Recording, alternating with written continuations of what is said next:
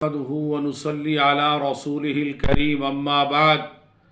آج معاشرے کے اندر والدین کا جو ادب و احترام ہے وہ ختم ہوتا جا رہا ہے، والدین کی بے قدری بے احترامی کی جا رہی ہے۔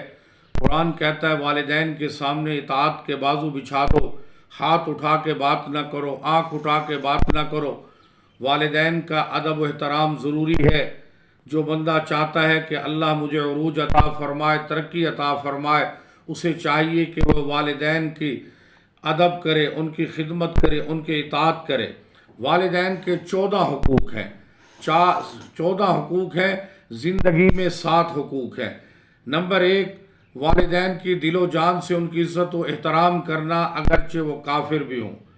نمبر 2، والدین کے ساتھ حسن سلوک اور محبت و الفت کا معاملہ کرنا۔ نمبر 3، والدین کے ساتھ شریعت کے دائرے میں رہتے ہوئے ان کی اطاعت کرنا۔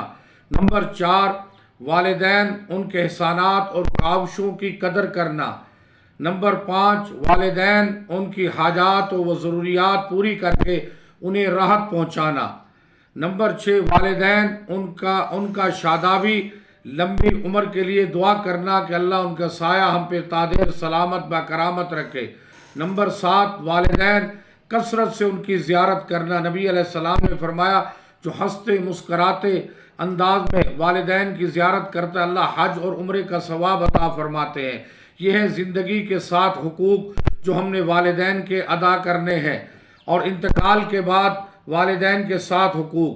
نمبر 1، ان کے لیے دعائے مغفرت کرنا بشرطے کہ والدین مسلمان ہوں۔ اس کے اندر یہ شرط ہے، ان کے لیے دعائے مغفرت کرنا بشرطے کہ والدین مسلمان ہوں۔ نمبر 2، والدین کے لیے ایصال ثواب کرنا، اس کے ساتھ بھی شرط ہے والدین مسلمان ہوں۔ نمبر 3، والدین ان پر کسی کا قرض ہو تو وہ ادا کرنا اور والدین کی وصیت کو پورا کرنا۔ 4، نمبر 5، ان کے رشتہ داروں اور دوستوں احباب کا اکرام کرنا والدین کا۔ نمبر 6، والدین کے عزیز و اقارب اور دوستوں کی معاونت کرنا۔ نمبر 7، والدین وقتاً فوقتاً ان کی قبر کی زیارت کرنا، قبرستان جانا، ان کے ایصال ثواب کے لیے دعا کرنا۔ یہ والدین کے 14 حقوق ہیں۔ 7 حقوق زندگی کے ہیں اور 7 حقوق انتقال کے بعد ہیں۔ ہمیں چاہیے ہم والدین کے یہ حق ادا کریں، والدین کا ادب احترام کریں۔